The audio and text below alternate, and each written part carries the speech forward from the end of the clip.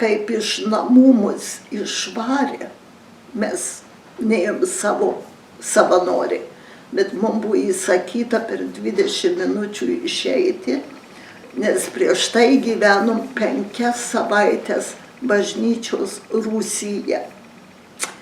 Ir tada, kai reikėjo išeiti, mes išėjom pėsti.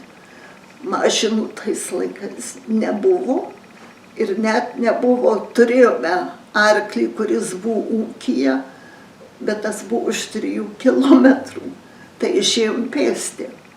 Brolis Gedas buvo tik tai 2 metų, tai tą reikėjo nešti arba vestis. Juozas buvo 7, Marytė buvo 10, kaip žinai, visi maži vaikai ir išėjom pėsti.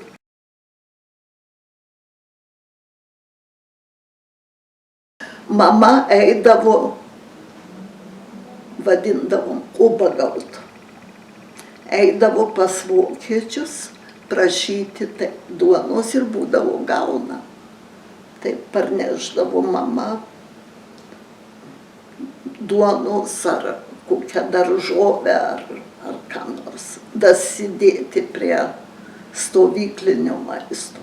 Tai dėl to ir aš išvažiavau kiek galint anksčiau, kad galėčiau padėti mamai.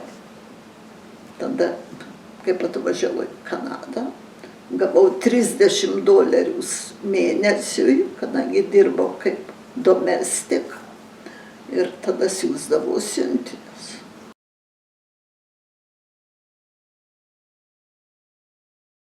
Buvo toks atsitikimas, buvo laidotuvės.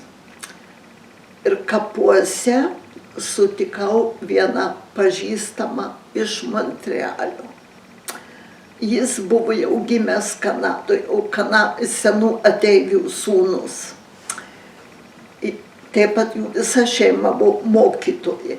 Jisai aplankęs, reiškia, jis laidojo savo sesers vyrą ten. Jisai tada kalbam. Sako,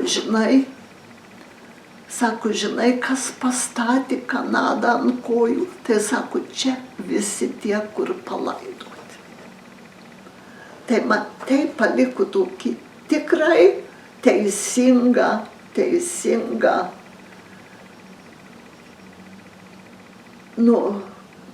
pasakymą, kadangi tie pirmieji net nežinojo, kas yra unemployment benefits, nežinojo, kad kaip, žinai, gauti welfare, kadangi to nebuvo, visi dirbo. Ir dirbo labai sunkiai. Ir dėl to, kad pastatyti Kanadą, kur dabar atvažiuoja į Kanadą, jau jie žino, kokias privileges jau turės ir ką galės gauti, kad galėtų gyventi.